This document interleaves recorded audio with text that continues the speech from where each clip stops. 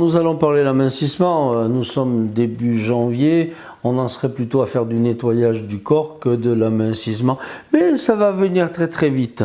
Février, mars, avril. Allez, il va falloir rentrer dans les vêtements d'été.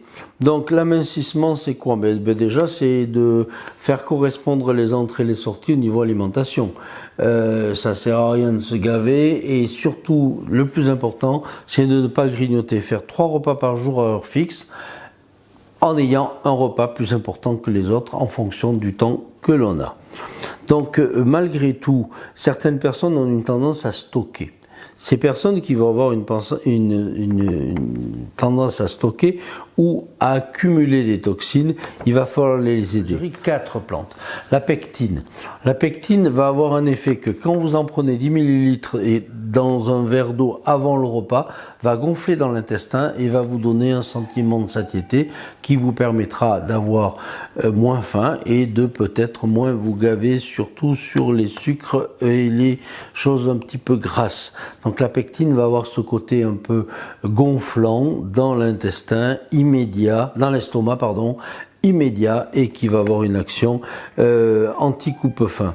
Ensuite, vous avez la pensée sauvage qui est très très connue pour son côté dépuratif au niveau du sang, au niveau de l'intestin et qui va nettoyer en profondeur et vous faire une peau qui, parce que souvent les personnes qui sont intoxiquées, intoxinées, qui sont pléthoriques, ont des peaux qui sont pas toujours belles, soit avec des peaux d'orange, soit de la cellulite, voire sur le visage quelques boutons disgracieux.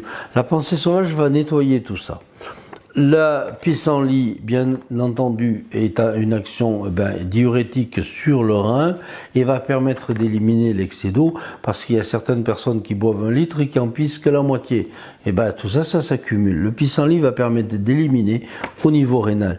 Et la dernière plante utilisable, c'est le fucus. Le fucus ayant une action à la fois sur la thyroïde parce qu'elle contient de l'iode et quand la thyroïde est excitée, elle va augmenter son métabolisme, diminuer le cholestérol, les triglycérides et tout dans le sang et va permettre une élimination grâce aux hormones thyroïdiennes qui vont être influencées par l'iode du fucus qui aura également une action gonflante au niveau de l'intestin pour permettre d'avoir des selles normales et de ne pas être constipé parce qu'on sait tous que la constipation dans le cadre d'une alimentation un petit peu déréglée va permettre d'augmenter l'absorption de tous les aliments ingérés et aboutir à une pléthore au niveau du poids.